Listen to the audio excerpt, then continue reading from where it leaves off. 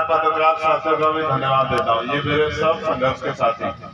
जब मैं यहाँ से हम लोग छात्रावास से संघर्ष करने के लिए जाया करते थे, जिला अधिकारी कार्यालय पे, एसएसपी ऑफिस पे, तो ये वो पत्रकार साथी हैं जिन्होंने हमेशा हमारी आवाज को बुलंद करने का काम किया। मैं इन पत्रकार साथियों का भी धन्यवाद।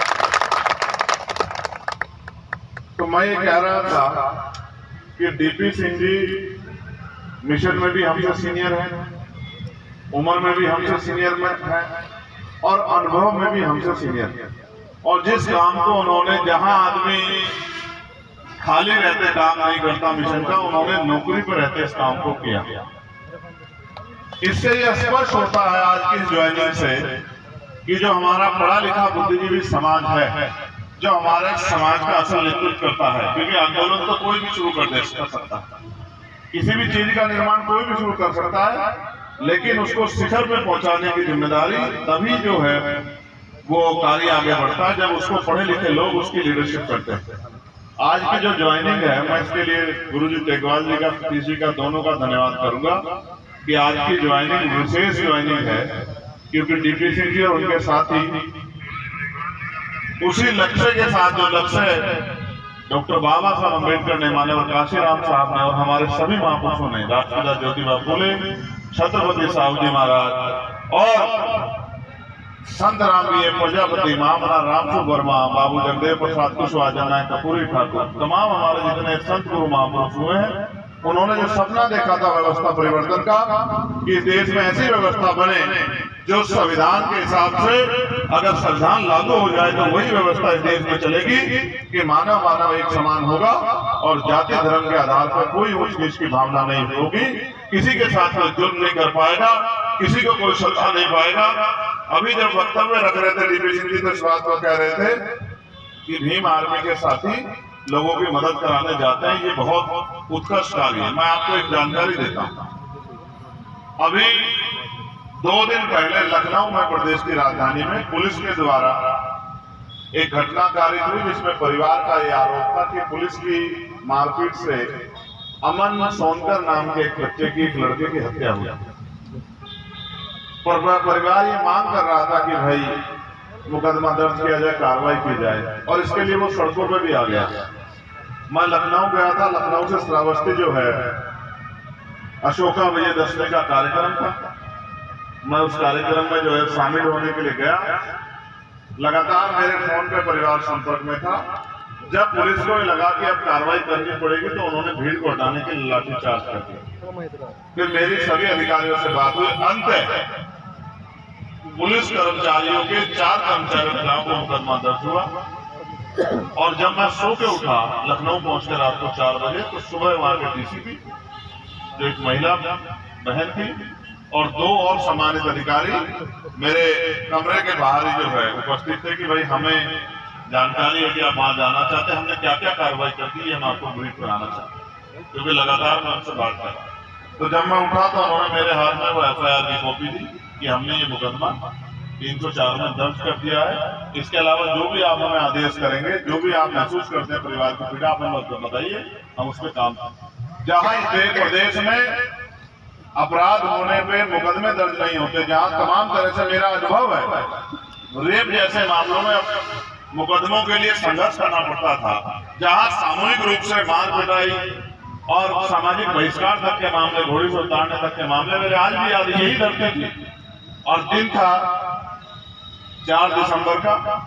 हमने एक बड़ा कार्यक्रम किया और हमने तय किया था भीम आर्मी के साथियों ने कि अगर 15 दिन तक कमजोर वर्गों पे अन्याय अत्याचार की कोई खबर अखबार में नहीं छपेगी तो फिर हम दूसरी जगह पे जाके काम करना शुरू करेंगे। मुझे आज भी याद है 4 दिसंबर 2016, मेरे बहुत अच्छे से याद है। यहाँ हमने कार्यक्रम किया और मैंने माननीय अध्यक्ष जी को, कमल भाई को, प्रवीण जी को और एक और हमारे छोटे भाई उस समय यहाँ थे, उनको मैंने जिम्मेदारी दी कि भाई अब इस जिला उत्तर प्रदेश आप लोग संभालो, मैं दूसरे प्रदेश में काम करने के लिए जाऊंगा। ये तब संभव हुआ कि जब भीम आर्मी के लोगों ने दिन रात एक कर दिया जुर्म जाति अत्याचार रोकने के लिए। और जहां छोटी सी घटना होती थी तो वहां भीम आर्मी का नौजवान ऐसे सामने चट्टान की तरह खड़ा हो जाता था कि पुलिस को कार्रवाई करनी पड़ती थी और लोगों को न्याय मिलता। तो मैं इसलिए इस बात को आपको बता रहा हूं कि आज देश भर में जहां भी किसी पे जुल्म होता है तो जहां भीम आर्मी कार्यकर्ता जाके बाबा साहब अम्बेडकर के संविधान की ताकत को मनवाने का, लोगों के जुल्म जाति को रोकने का और उनको न्याय दिलाने का काम करता है। और पाठशाला चला के भी उन्होंने बहुत बड़े पैमाने पर लोगों में जागरूकता काम आगे बढ़ाया। तो आज मैं उसी मिट्टी की उसी धरती पे हूँ, उसी जगह हूँ, और मैं यहाँ से भीम आर्मी के अपने पुराने साथियों का भी धन्यवाद करता हूँ जिन्होंने लगातार संघर्ष करके इस मूवमेंट को आगे बढ़ाने का काम किया।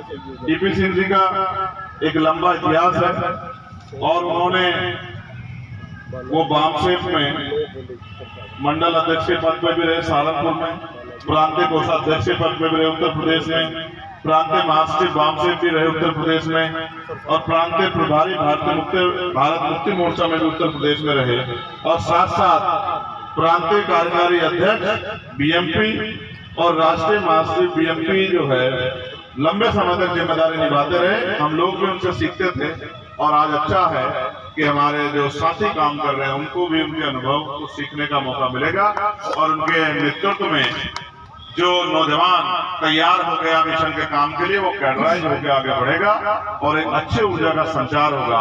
मैं पुनः उनका और जिन साथियों ने आज सस्ता ली है, जो उम्मीद लगाए बैठे हैं कि आज मैं उनका नाम जरूर पढ़ूंगा सस्ते वाला, तो मैं डॉक्टर रविंद्र कुमार जी का, सचिन कुमार जी का, शुभम कुमार का, अंकुश कुमार का, प्रवीण कुमार प्रथम जी का, प्रवीण कुमार सेकेंड जी का, मोहम्मद उजैब जी का, मोहम्मद आदित्य जी का, समिस्टर सिंह जी का, अनिल जी का, रजनीश कुमार का, सुफियान चौधरी का, और जो नगर विधानसभा में सस्ता हुई है अजीब मलिक जी, सावेद प्रधान जी, मुस्लिम अंसारी जी, अंकित कुमार जी, अरशद कुरैशी जी, साहिद जी, गुलरेज भाई, नाजिर हसन, बंटी देवला, आलम, मीर भाई, भूरा मलिक, भाई सईद, शाहान आलम, मोहम्मद यूनिस, मोहम्मद नाजी, मोहम्मद आजाद, मोहम्मद रईस का, और जो देहात विधानसभा में आज सस्ता हुई है भाई साहिद जी, सोहिब जी, फौजी जी, सुधीर टेलर जी, बंटी जी, जागीर प्रधान जी, संदीप कुमार जी, भरत देवला जी, ओमपाल जी, डॉक्टर वसीम जी, विक्रम सिंह जी, पूरणचंद जी,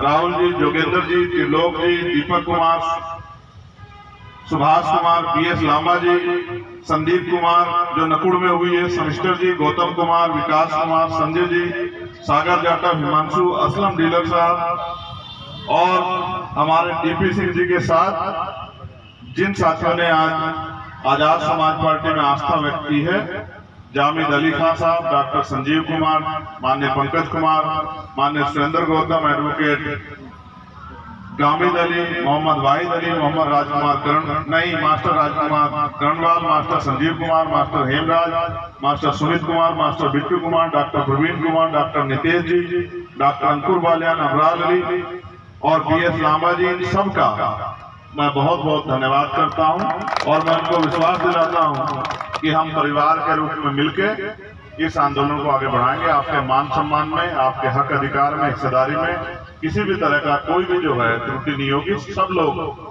सम्मान की भावना से इस मूवमेंट को आगे बढ़ाने का काम करेंगे और मैं पुराने साथियों से कहूंगा कि नए जुड़े हुए साथियों का सम्मान का ख्याल रखते हुए और उनके साथ खड़े कंधे से कंधा मिला के मूवमेंट को आगे बढ़ाने का काम करें। मैं छात्रावास के साथियों का भी धन्यवाद करता हूं क्योंकि हमेशा उनकी मदद मुझे मिलती रही और मैं उनको विश्वास दिलाता। आज मैं कुछ ज्यादा नहीं बोलता क्योंकि जब मैं कुछ बोलता हूं तो उसको भारतीय राजनीति इतनी कमजोर हो गई है कि शाम तक उसको दूसरी पार्टी के लोग कॉपी करने लगे। तो मैं अब बोलने की बजाय कुछ करके दिखाऊंगा जो लोग उसको कॉपी ना कर पाए और बाद में कहें कि भाई ये काम तो आजाद समाज पार्टी भीम आर्मी के साथियों ने शुरू किया। वरना मैंने देखा जितना जमीन पर जाके काम हम लोगों ने किया। पहले हम लोगों के दुख सुख में जाते थे, आज सारी पार्टी के लोग जाने लगे। पहले हम लोगों के लिए आंदोलन करते थे, आज सारी पार्टी के लोग आंदोलन करने लगे। पहले हम लोग जो है जिस तरह से हम लोग तो क्योंकि उस समस्याओं में आर्थिक रूप से कमजोर समाज में जन्मे हैं तो हमारे लिए तो नेचुरल है। मगर मैंने बड़े बड़े नेता भी देखे गरीबों के यहाँ बैठ के खाना खाते हुए, पानी पीते हुए, उनकी बातें करते, तमाम तरह की चीजें उनके साथ गेट टुगेदर करते। तो मुझे ऐसा लगता है कि वो हमारे सोशल मीडिया से सीख रहे हैं। और आप चिंता मत कीजिए, हम सबको अपने जैसा ही बना देंगे, ईमानदार भी, समर्पित भी और कार्य करने वाला। और मैं सहारनपुर के साथियों को विश्वास के साथ ही कहता हूं, अब आपको कुछ कर दिखाने का समय आ गया। सहारनपुर के साथियों को और हमारे सहारनपुर के वरिष्ठ साथी भी यहाँ बैठे हैं, मैं उनसे भी कहता हूँ कि अब उनको कम कुछ कर दिखाने का समय आ गया है। एमपी का बजट तो बहुत छोटा सा है, जिला पंचायत अध्यक्ष का बजट बहुत बड़ा है। अगर ईमानदारी से काम किया जाए तो पूरा जिला जो है खुशहाल हो सकता है। गली गली चौराहे चौराहे पे काम हो सकता है, चाहे शमशान हो, कब्रिस्तान हो या कुछ भी ऐसी परेशानी हो जहाँ से आम जनता का अधिक प्रभावित होता है, चाहे उसके रास्ते हो, चाहे नलकों की समस्या हो, चाहे बिजली की समस्या हो, चाहे और कोई समस्या हो, चाहे अच्छा स्कूल की, कॉलेज की, यूनिवर्सिटी की, हर तरह की समस्या का हल जो है हम लोग कर सकते हैं अगर हम अपनी ताकत को मजबूत कर लें। इसलिए मैं आपसे कहूंगा लक्ष्य बना के काम करें और लगातार काम को जो है करते रहें, और जो सक्रिय साथी हैं उनको जिम्मेदारी के पदों पर बिठाकर उनको जिम्मेदारी देकर काम को आगे बढ़ाते रहें, और एक दूसरे से प्रेम भाईचारा बना के रखें। भेड़ बकरियों की तरह आपस में ना लड़ें। लड़ता वो है जो कमजोर होता है। कभी ताकतवर आदमी अपनी शक्ति का प्रदर्शन नहीं करता। जिस दिन हमने शक्ति का प्रदर्शन करा, कभी कभी करते हैं जैसे अभी हमने दिल्ली में किया था नहीं किया था, देख के अच्छा लगा था नहीं लगा था बताओ। जैसे हमने जब आंदोलन हुआ था जमा मस्जिद पे एनआरसी का जब किया था, अच्छा लगा था नहीं लगा था। जब दिल्ली में गुरु घर टूट गया, जब आंदोलन किया था, आपने देखा अच्छा लगा था नहीं लगा था। जब 2 अप्रैल का आंदोलन हुआ, अच्छा लगा था नहीं लगा था।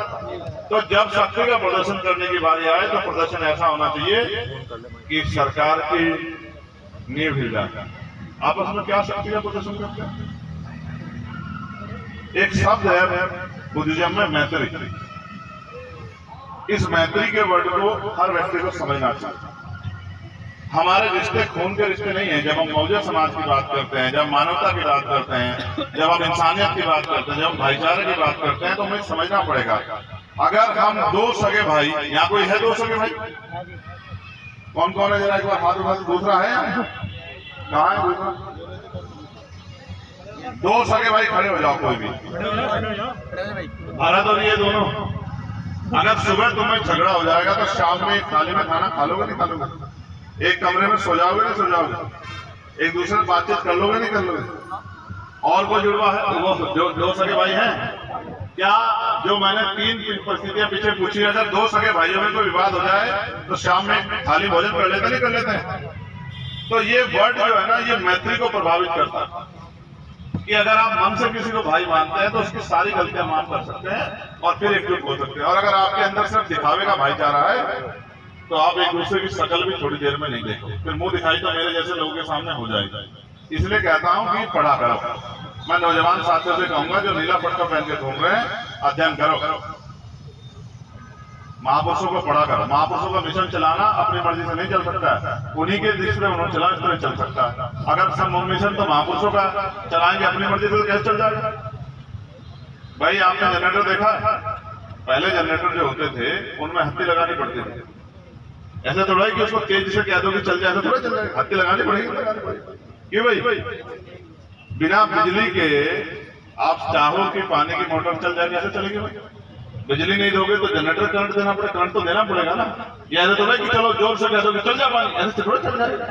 ऐसा नहीं होता है। समझे नहीं समझे? मेरे समझाने का आशय आपको ये है, विद्वान लोग इस मंच पे हैं कि छोटी छोटी बातों को भ्रष्ट यीशु बना के आपस में विवाद की स्थिति में जाने से अच्छा है एक कदम पीछे हटके अपने भाई को आगे करके और आगे बढ़ते रहना, यही समझदारी है। और अगर आप आपस में एकजुट नहीं हो सकते हो, हमारा पुराना साथी धर्मेंद्र बैठा, आप देखिए दोनों पैर उसके कमजोर है। मेरा आज तक का इतिहास है, कोई रैली नहीं होती होगी जिसमें धर्मेंद्र नहीं रहता होगा। अपनी वो छोटी सी वो गाड़ी में आता है हमारा पुराना साथी, और कभी कोई नहीं कहता मंच में बिठा दो। कितना पुराना देखो, पुराना साथी है हमारा ननेड़ा गुजर गया, कितना पुराना साथी। तो हमारा एक साथी जो है हमें सब याद है और सब लोग अच्छे से इच्छा शक्ति वाले लोग। तो बताओ काम आगे बढ़ेगा नहीं बढ़ेगा? बताओ पक्का? देख लो भाई, सोच लो और इस रास्ता अभियान चला कर, ठीक है? और लगातार टच में रहा करो, एक दूसरे को जिसको जोड़ दिया उससे पूछा करो भाई अब आप क्या कर रहे हो, अब आप और लोगों को जोड़ो, आपके यहाँ कोई समस्या से हम बताओ, हम चल के उसको समाधान के लड़ेंगे। और ये जो फिरका प्रस्ताव मजबूत हो रही है, जैसा अभी यहाँ प्रयास किया गया माहौल बिगाड़ने का और फिर उस पर कार्रवाई करने का, इनका मुकाबला भी आपको नीले पट्टे वालों को डट के करना है। किसी भी कमजोर को ये महसूस ना हो कि उनकी आवाज उठाने वाले के कोई यहाँ नहीं। ये बात सहारनपुर में आप याद है। ठीक है, और बाकी सब चीजों के लिए हम लोग नहीं, हमारे नेता सब लोग बैठे, ठीक है। तो आप सब लोगों ने मुझे सुना, इतना प्यार दिया, इतना सहयोग दिया हमेशा। आप, मैं नेता सहारनपुर में कभी हो ही नहीं सकता, मैं सहारनपुर का बेटा हूँ, हमेशा सहारनपुर का बेटा भाई बन के ही हम लोग दृढ़ इच्छाशक्ति से संकल्प से काम को आगे बढ़ाएंगे। और मैं अध्यक्ष जी से ये कहूंगा, अध्यक्ष जी ने जब समय निर्धारित कर दिया कि 10 साल में करना है, तो हम लोग उसमें भी जुटेंगे। क्योंकि आज सुबह सुबह मेरे सामने एक चैलेंज आया था, मैं आपको चैलेंज तो नहीं बताता, लेकिन चैलेंज भेजने वाले को मैं ये उसकी चुनौती में स्वीकार करता हूँ, और मैं उनको उसको ये कहना चाहता हूँ समझ के बाद, सोशल मीडिया में जमाना चली जाएगी वही जहाँ भेजेंगे। तो चुनौती देने वाले साथी को मैं कहना चाहता हूँ, मेरा बहुत करीब साथी है, कि मेरा नाम चंद्रशेखर आजाद है, ना मैं रुक सकता हूँ, ना मैं बिक सकता हूँ, और ना मैं चुप सकता हूँ। और वो नोट नहीं बना जो चंद्रशेखर आजाद को खरीद ले। और जब तक जीवन है तब तक हम निसंदेह रह के संघर्ष करेंगे। और कोई इच्छा होती तो मंत्री पद इस बार भी हमारे दरवाजे के आसपास ही घूम रहा था कि ले लो। हम मंत्री पद के लिए नहीं, अपने लोगों को पैरों पर खड़ा करने, उनकी समस्याओं का हल करने के लिए लड़ रहे हैं। और ऐसे एक पद नहीं, ऐसे हजारों मंत्री पद जूते की नोक पे, जहाँ समाज के सम्मान को जो है गिरवी रखना पड़े। हम मेहनत करेंगे, हम मंत्री पद मांगने वाले थोड़े, हम मंत्री पद देने वाले लोग बोलेंगे। हम लोग खूब मेहनत करेंगे, हम इतने मंत्री पद इतने जो है नए विभाग सृजित कर देंगे कि हमारे सब लोग मंत्री हो जाएंगे। हम मेहनत करेंगे, अपनी मेहनत पर भरोसा रखेंगे, और अपने पुराने साथियों को नहीं बोलेंगे, उनके मान सम्मान का, उनके अधिकारों का, उनका ख्याल रखें। और नौजवानों को कहना चाहता हूँ, कोई सरकार दे रही है रोजगार नौजवानों को, तो ये नौजवान कहाँ जाएंगे पढ़े लिखे? तो इनके लिए भी हमने बहुत शालीनता से, बहुत समय लगा के, पूर्ण रूप से जो है उसका पूरा मैनिफेस्टो तैयार कर लिया है। और हम लोग मेहनत करेंगे, आप लोग सहयोग करना, अवसर पैदा होंगे तो कोई भी नौजवान खाली हाथ रहेगा, किसी भी नौजवान का हाथ खाली नहीं रहेगा, और घर तक रोजगार पहुंचाने का काम हम लोग करेंगे। ऐसी एजुकेशन पॉलिसी लेके आएंगे, ये नई शिक्षा पॉलिसी नहीं, ऐसी एजुकेशन पॉलिसी लेके आएंगे कि अमीर और गरीब की संतानें एक स्कूल में बैठ के पढ़ेंगी और बराबर की शिक्षा हासिल करेंगी, किसी की जेब कटाएंगे। और ऐसी हेल्थ पॉलिसी लेके आएंगे कि चाहे गरीब के इलाज करोड़ों रुपए का हो, उसकी जेब नहीं कटेगी, वो करोड़ों का रुपए का इलाज का खर्चा सरकार उठाएगी। और सबको समान जो है चिकित्सा पॉलिसी लागू होगी। हम सब चीजों पर काम कर रहे हैं। आज जो मैं कहता हूँ आप देख लेना, 6 महीने बाद दिखा दूंगा, बड़ी बड़ी पार्टियों के नेता मन से इस बात को बोलने लग जाएंगे कि हम ये करेंगे, हम ये करेंगे। अब करना होता तो आप पे सरकार रही, तब क्यों नहीं करती? आपको करना ही नहीं, आप तो कॉपी करने में लगे। नकल कब तक करोगे? नकल के लिए भी अकल चाहिए। अकल कहाँ से लाओगे? अकल तो दिल्ली में बैठे लोगों को लगता है कि आलू पेड़ के ऊपर उगते हैं। आप ढूंढते हैं कि आम कहाँ लगते हैं, जड़ में दिखते ही नहीं। आप बताओ, आम कहीं दिखेंगे कि आम तो ऊपर लगते हैं पेड़ के? तो इस तरह की नेतागिरी से काम नहीं चलेगा। आप भी इस तरह की नेतागिरी मत करो, जमीन पे जाया करो, गांव में जाया करो, लोगों के बीच जाया करो, उनकी समस्या सुना करो, उनके बीच बैठा करो, उनको अपनी पॉलिसी बताया करो कि अगर हमें मौका मिलेगा तो हम ये करेंगे। और अगर आप चाहते हो ये लागू हो तो फिर आप हमारे साथ खड़े होगे। मैं ताकत, आपने मुझे सुना, और मैं पुनः टीपी सिंह जी का,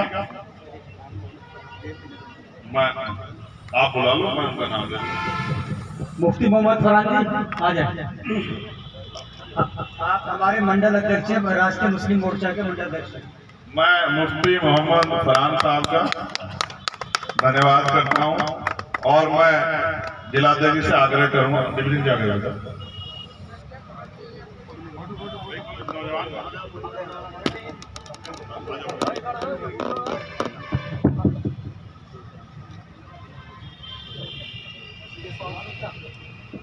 मैं